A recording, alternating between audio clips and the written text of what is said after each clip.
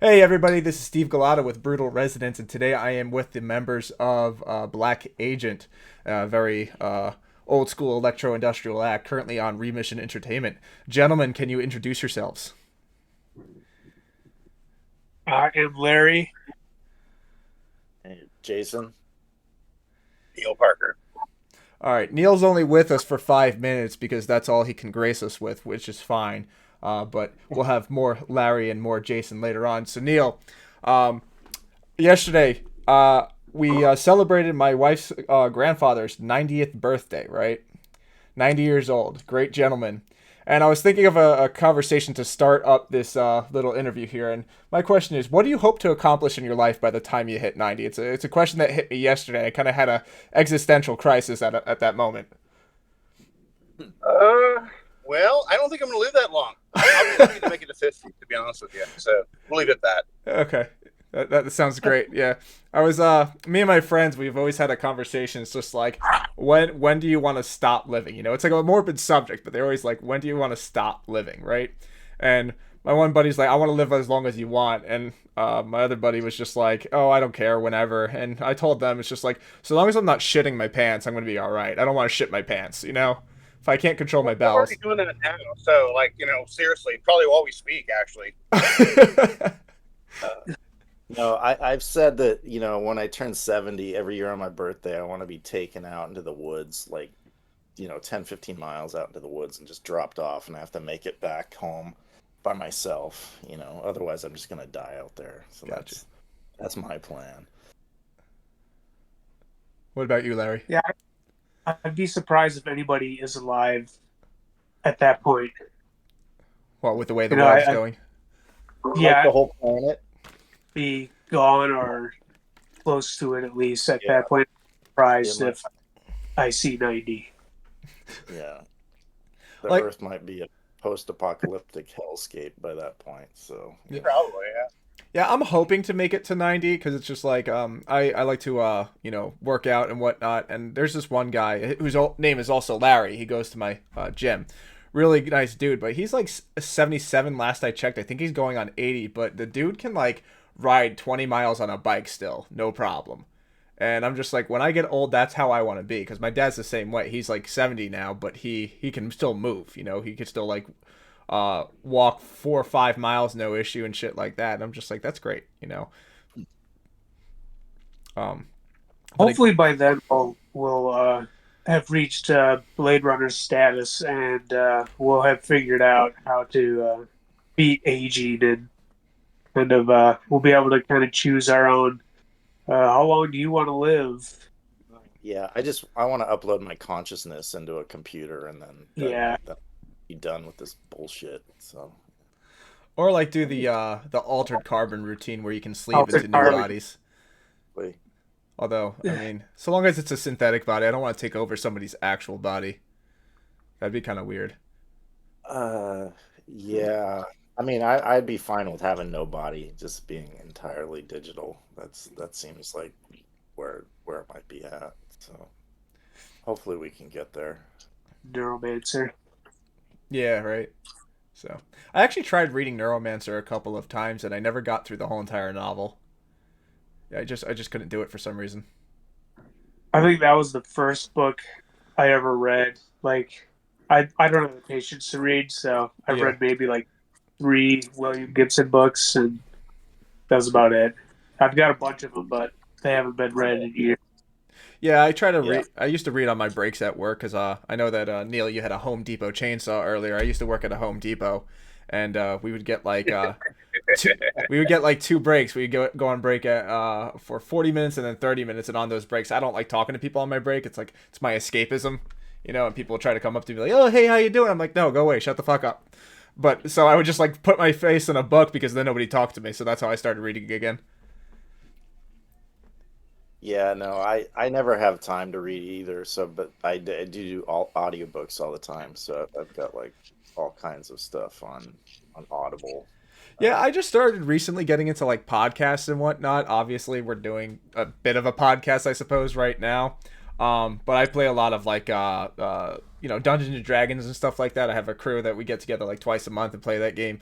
But I'll listen to like podcasts about that and stuff like that just to learn the systems and whatnot. It's fun. But Yeah.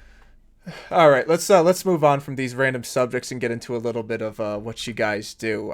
Black Agent. As I said, it's a bit of an old school electro-industrial escapade. Tell me more about it. What do you got? How would you guys describe it to the layman? It's Larry's. Uh, Yeah, Larry can. I kind of nicked the tagline. Um, uh, what electronic music is dark as the world we live in. Mm-hmm. That's kind of a. I took that from the promotion from the what is it? God, I think it was the Warlock single. Dance music is hard as the world we live in. But yeah, I think it's always difficult to say, but yeah, I just generally will say electronic music is dark as the world we live in. Yeah, I noticed that you guys tend to dive into a lot of like I wouldn't say they're hard to talk about because they should be talked about, but political conversations, social, and even economic situations. Yeah. No, I mean, like for me, like that has always been what's great about industrial music is if you look at a lot of, early industrial music that like that and that, in it was probably just a product of the times and all the upheaval that was happening in the 1980s and everything. But and I think that why I kind of came back to industrial music, a few years ago is just because of all the shit in the world that's happening. And like, it's a really powerful vehicle for, um, you know, making social change or at least social commentary in a fucking, in a genre that we all love. And so, you got to sing about something. I mean, you could say the name of your band over and over, 20 or 30 times in a song. But that's not real Black Agent doing it again. But I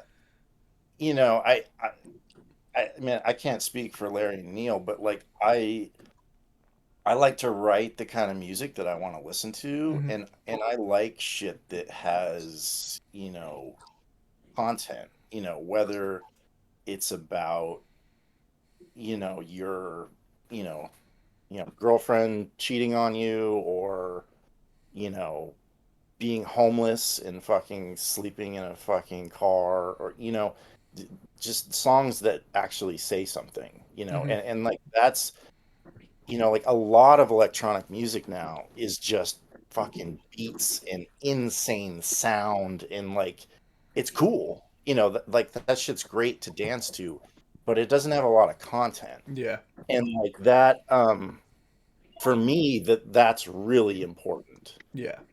And it you know I don't, but yeah, and so lyrically, when I sit down and try to write a song, I usually have something I want to say, Mm-hmm. and Larry's always digging for samples and stuff and finding all kinds of cool shit, and it's it's yeah. um Well, the thing is, like when I'm writing uh, a lot of like the draft material for what will be the songs, like I don't have, I just write stuff that I think sounds cool. I don't have any topic in mind. Um, I'm basically just writing the vehicle. It's I think there's like maybe two songs total that I wrote with a very specific topic in mind. Um, Other than that, I'm just writing weird shit, and um, Jason is the one that kind of well, Interesting shit, not weird. It's interesting. um, yeah, the Jason is the one that will kind of add overall context to it. Gotcha. So a lot of times the samples I use have zero meaning to the actual song. But yeah, but often like what the things he picked sort of like set a mood or sort of like a, and then I'll run with it. So that's kind of how we roll. Gotcha. So, it's interesting that like the lyrics are written almost separately from the beats. Do you guys whatchamacallit, Larry? Do you kind of like make the beats first and then you write the lyrics for it, or is it separate? Yeah, the lyrics are generally added either when the song is mostly complete, or I don't know if like a lot of times the I don't really write the complete song. Um, I'll do sometimes it'll just be kind of a skeleton, Mm-hmm. and I'll hand it off to Jason, or sometimes it'll be almost a completely fleshed out idea. But either way, I'll hand it off to Jason, and then he'll add stuff to it as well. And then I'm sure he's probably does the lyrics in Yeah. his head. Yeah, usually I just mumble, and then we'll get Neil and we'll add some guitar, and then I just kind of get sort of a sonic feel for how the song should go, and then try to come up with a theme for the song, and then sort of make it all work. Yes, sometimes we practice weekly, and occasionally we'll be in Neil's studio, Space Kitty, which is fucking amazing. And we'll actually, write a track from scratch there. But most of the time, um, Larry starts something and then sends it to us, and we kind of have our way with it, and then it polish it over time. So. It's an interesting songwriting process. And Neil, I'm gonna focus on you for a second here too, because I'm looking at the Bandcamp page for Dehumanized. I'm looking at the credits, generally speaking, and it says that you do guitars, bass, live drums, and chemicals. What is the chemical aspect? That is just for us to know and no one else to know. That is literally top secret. That's secret. That's Top privileged. secret stuff, huh? All That's right. special Space Kitty sauce. No, no, Neil is Neil is amazing. Like Neil holds this band together. Like he is like our band dad or mom, or I don't know how he wants to identify us, but like every week we are over in his studio. He cooks us fucking dinner. He fucking makes us amazing drinks. He's like he's like the best dude on the planet. Like I cannot, I can't say enough good things about Neil. So I love you guys too. yeah, we love you too. And like no, I swear to God, like no, this band would not exist without Neil. Like he's a wonderful human being and an amazing guitar player. Like a lot of it's hard, our stuff is so fucking processed, and like just because we love that sound, like we want that. But I mean, Neil is a classically trained guitar player. He went to music school, like um and so like the things he brings to the band are really, aside from the fact that he takes care of us and gives us a place to exist, um that it's if you listen to our stuff, pay attention to what Neil's playing, because it's incredibly intricate, amazing shit. So it just happens to be buried under fucking 8 million different analog filters and you know delays and shit. But yeah. Gotcha. Let's move on to your latest album, which I believe is Dehumanized. I was released through Remission Entertainment, and the first question that I want to ask you is, what's up with that little crucifix? How does that tie into the album? And for those that don't know what it is, please explain what it is. Get it. I've got one on the wall here. Oh, do you? Bring it down. Yeah, that was entirely Jason's thing. Oh yeah. Did you guys like 3D print that, or did you find a jeweler to Yeah, make it? no. I Uh, designed it and 3D printed it. Oh, there's my camera over there. Okay. See that? Fetus! They're no longer. You can buy these at our shows. They're like 20, 25 bucks. I don't know. So if you want one, come see us. Um, Yeah, the first thing I yeah, thought no, of when I saw that was like the little aliens that pop out in the movie. yeah, Alien. no. That's. I mean, it's enlarged like 5,000 times or something, but that's a 6-week-old fetus, Mm-hmm. or embryo. So that normally it's like the size of a fucking tic tac, Mm-hmm. and I made that for a gig we did um right after our single Parasite Receiver came out, and that was right after the Dobbs decision that overturned Roe v. Wade. Mm-hmm. And so we wrote that track kind of as a protest track about the fucking bullshit Yes. that the Republicans are up to in terms of taking away 10-year-old girls that get raped right to fucking not bear their uncle's fetus to term or whatever. It's just it's fucking sick. And so like um this the symbology is pretty heavy-handed, let's Mm-hmm. say, but it was I used it for a live show, and then we figured out that we could also sell them. So we've definitely we've sold maybe over a dozen of them, so that they exist out in the world. You might run into one at I some imagine point. there's a very niche audience for those. Yeah, it's maybe get some tiny ones made out of pewter, and you can wear them as a necklace. that would we could start. Maybe Neil could build us a forge. We could just cast them ourselves. They have the I go Good to enough? I go to the Renaissance Fair every year. They always have like the blacksmith demonstrations. Maybe you could like hire somebody there. Yeah. Um, I think we're more digital than that, though. I like it should be like Yeah, this the 3D, outgrain. being able to just print shit it's fucking amazing. Like I do a lot of that shit for like stagecraft stuff. So like that Cyclops mask up there, this is print. This is, we did this. We covered Warlock, uh, one gig or a couple gigs, and I used that. So that skull's 3D printed, and then this fucking thing. a lot of knickknacks in that studio. So this Squid Game mask. Oh, that's dope. Uh, that yeah, no, I 3D printed this. We used this at Mechanismus and another show we played.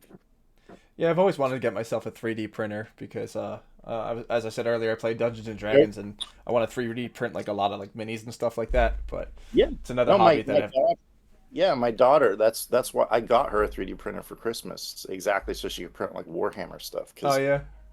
otherwise, it's ridiculously expensive. So Yeah, I've always wanted to get one, but it's just another hobby that I don't have time for right now. Maybe one day. um, heading back into Dehumanized, though, what else is the album about? Because obviously you said that it was a huge selling point of it, or not really selling point, but a huge theme, and it was the overturning of Roe versus Wade. But what else was there to it? um, yeah. So the main, I mean, not to get too dark or anything, but like I had a lot of personal tragedies happen last year. So Hmm. like, um, friends. I was just at a funeral yesterday for another friend that fucking accidentally OD'd on fentanyl. Oof. And my kid's mother um, killed herself last year, and that was right when we were starting to write the record, and so that kind of stuff was, um, at least when we're talking about things to like I like songs to be about things like that was sort of all consuming for me. So like, so we had written Parasite Receiver, and that had come out before then. So that that track was sort of, prior to the bulk of the album. But then the first song I wrote was Broken Mind. Um, um, After that had happened, and I think I wrote that about 2 weeks after she killed herself, Mm-hmm. and that that song is really about dealing with mental illness, and like it's um it's a difficult thing to talk about, and I Absolutely. mean it's an intensely personal song for me, and like sometimes I feel kind of selfish writing shit like this, because it's like I don't know who that, like my experience with this and dealing with this for 17 years, or however long it was, like it's it, like I wrote that song for myself, and Frozen Flowers again is kind of like I wrote that, um both those songs after having to tell my kids, your mom fucking killed herself, Yeah. and like um that that was a lot of where I was, at least in terms of my headspace. Culture shock is, both my kids um, are LGBTQ, and the kind of shit going on, politically in our fucking culture right now, and the attacks on queer people is just, it's fucked, and so that song came from there. Um, and what other song? Oh, Modern Mannequins. That song's kind of all over the place. We Song had that should have been, but it is. Yeah, yeah, no, so that song is actually, so that one came out of the sessions that we did for actually our last album. But it didn't make the cut for that record, and we kind of went back to it, and for whatever reason, that's been the most popular track off this new record, and I'm kind of shocked about that. But I mean, it's a great song. Yeah, I think it's Neil's favorite song that we've done. Um, So and here's a and that question. Here's another Yeah, question for you. Then I know you're talking about a lot of these songs come from personal, like sure. events and Yeah. whatnot. Do you guys find it easier to write music about these events than talking about it out loud? Because I've heard from some musicians that their therapy is songwriting. Like instead of talking to somebody about it, they'd rather write it about it and just do it that way. Oh, a million fucking times yes. So like that is so fucking true. At least for me. Like I can't speak for the other guys, but like my so uh like Larry and I used to make techno, and like that's like all we would do for a long time. And then, um when I got separated from my kids, back in like 2017, I was like, okay, well, tech techno doesn't fucking sort of, have any there's it's cool, but it doesn't do any of those things that you're talking about for me. And so I actually started writing like synth pop stuff. Okay. And so I've got this like solo synth pop project, that I've been doing since then. But the reason I did that was exactly what you're saying. There's basically like fucking therapy. It's like journaling. It's like writing, getting these thoughts out, and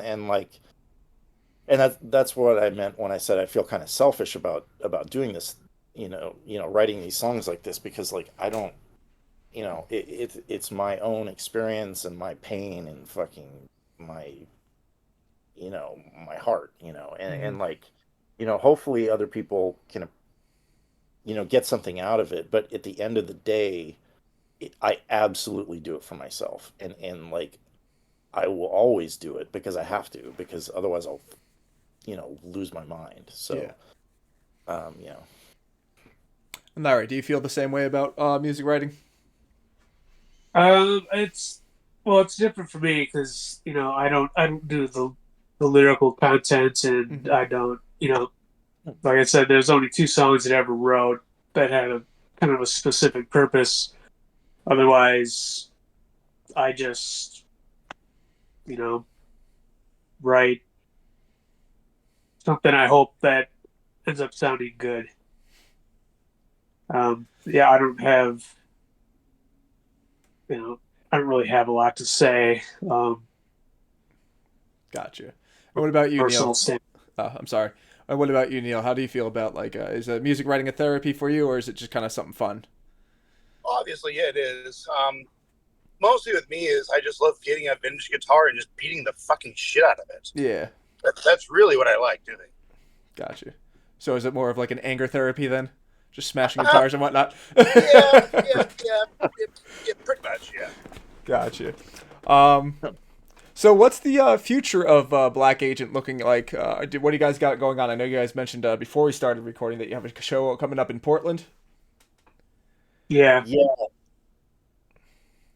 Larry, you want to go? Tell Yeah, it'll be Friday 13th at the Coffin Club with Die Robot and Graveyard Gossip. Um, Other than that, nothing major coming up other than We're eventually getting more tracks together. we're trying to shoot a video. So like we've never done a video. Like we Mhm. did like a live performance video for EBM Day this year. Mhm. That was that we actually kind of produced. So like we've done like performance streams before, but this one we actually kind of like edited and had a cameraman there and stuff, and so we want to do a video, but we want to do a good video. Yeah. And so like that has been sort of the hurdle that we haven't gotten over yet is actually just investing the time. Like we're pretty sure the first song we're going to do a video for is Concrete Sky, Yeah. uh, which is our song about kind of homelessness and the fucking shit happening in Seattle, Yeah. and so we've got a whole script and everything made out for it, but we just need to find the time and the people and the resources to do it. So yeah, if anybody wants to help us shoot a video in Seattle, let us know. That would be nice. Yeah, I've always noticed that in the when it comes to music videos, there's good ways to do it and bad ways to do it, and a lot of the videos that I see, they don't add anything to the song.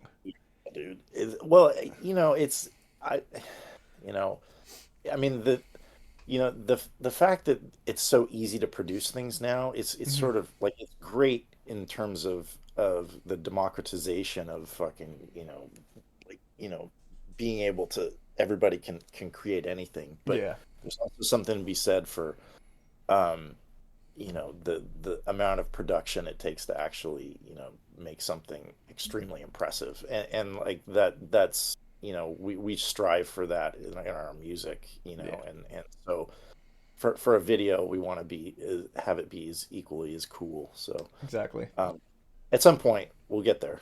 Yeah. Might take us a while, but Yeah, because we'll I've always hated the music videos where they're just like, "Hey, here's our music video," and it's literally just a guy standing in front of a camera with a shitty background and just kind of yeah, playing a exactly. guitar and singing. And I can't stand that. It's Yeah, like See, if I, we will not, that will not happen. You will never see a Black Agent video that looks like that. So it's like at that I, point. I think we should look at the video for a split second song, Mambo Witch. Oh, I love that song though. yeah. What It's what's it's that like like? one of the worst videos I've ever seen, but it's so bad it's good. I Is love the song. is that the one where they're in the factory No, and they're just like it's it's like it almost like looks like a homemade video of them on a stage oh god, yeah. With miming nothing this plugged song. in, it's all dubbed. It's so Yeah. good though, so bad. I Yeah, no, think Larry and I actually just saw them. We saw a Frontline Assembly in a split second. I did not think I was ever going to get a chance to see them, but yeah, it was an amazing show. I like it took my left ear took like 3 days to recover. Like I've never. It's loud. Oh, it We was should so cover loud. rigor mortis or body armor. But yeah, no, they yeah, no, the last track they played was Bend My Body Armor. It was Yeah, it I was love that amazing. It fucking was track. amazing. It was amazing live. Yeah, they On were. Command is fucking. I mean, dude, all their shit's fucking so good. I love Split Second. Yeah, they were great. Yeah. Fantastic. And Frontline was amazing. Like I don't know, like I've seen Frontline probably 3 or 4 times, and I don't know if it was because this was the first time that Reese has been back, but they were amazing. Like Well, so Skull so too is an hype. amazing guitar player. Yeah. Oh yeah, Skull. Yeah, Yeah, he Skull really was is. He's too. really got Yeah. his shit together. Yeah, no, they were all incredible. So yeah, if you get a chance to see that tour, definitely. I think they're still touring right now. I don't know if they're done, but They'll be back. What, in March? with Ministry though. Ministry here in Ministry's Houston. getting good. Yeah, no, have you guys all heard that new Ministry track? Goddamn White Trash. No. Steven, have you heard it? Me? No? No, I Yeah, haven't. yeah, you I should didn't even check know it that out. Ministry released a new track. I have, Yes, yeah, they I've never, did, and I've never been a huge you know, Ministry fan. It's like the most I've gotten into them was when they released that song, what was it, Twilight Zone, a few years back. I thought that one yeah, was no, really good. it's been Ministry has been sort of on this downward thing. I mean, hopefully they aren't watching. Um, but Sorry, Al. but like I stopped listening in '93, I think. no, Somewhere me around there. too. Yeah, no, me too. Because they just turned into a heavy metal band, right? Like and like, Incredible heavy but metal too. Nice, good heavy metal. good, yeah, right? But this track they just released off their upcoming, I guess the new record's coming out next year. It literally sounds like they could have put it out in like 1991 or 1988. I mean, it's totally like back to basics, old school, and it's amazing. Like I was shocked how sort of nostalgic it made me feel for them. So yeah, definitely check it out. Will do. Yeah, I'll have to check that out at some point. Again, I've never been a huge Ministry fan, but I mean, if you guys are vouching for it, I'll listen to it to say the very least. Yeah, no, it's good. So, Now they're using samples again, and like it's fantastic. Yeah. so they're actually doing industrial music, huh? No, that's Seems like it. yeah. No, I was it's I'm not gonna disparage other acts, but like a Yeah. lot of Hey, that's my you know job to disparage other acts. Okay, so I'm free here. I can do what I want. yeah, no, I mean like I love the kind of industrial music we make, and like that's all three of us, Right. like that, we sound really retro because that's what we like, and like unfortunately there aren't a lot of people still doing this. It's industrial music has sort of turned into this amorphous thing. It's Hmm. I've had submissions on the site before where like somebody tried submitting an industrial album and it was just pop music, and like there's nothing wrong with pop music, but don't try to call yourself something that you're not in general terms. It just throws off your fan base too. So that, in my opinion. Yeah, absolutely. Like if you're a heavy metal band, don't say you're industrial. Yeah, exactly. It's I mean it's a different animal. Like yeah. What's your kitty's name? This is Amelia. Hi, So Amelia. she's a daddy's girl. She likes me a Yeah. lot. But we adopted her because she was found she was a stray. They brought her in to spay her, but she was so sweet that they wanted to keep her and get her adopted. So she got adopted, and then they dropped her off. The people who adopted her saying that like they never saw her after like a month, and I was just like, well, yeah, that's because she was a stray. She was living in the wild for a while. Yeah.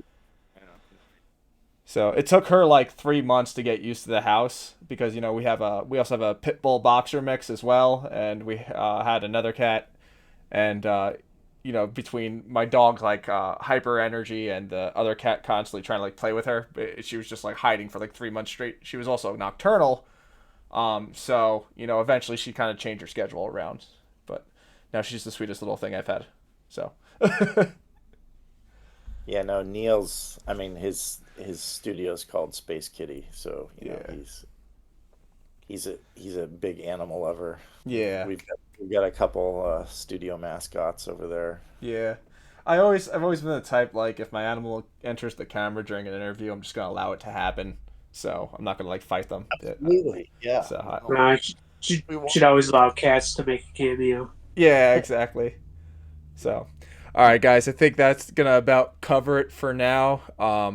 Thank you for everything that you guys have said. It was a very insightful interview with you guys. I always like to leave a little space at the end of the interviews in case you guys want to say anything else. But other than that, we're done.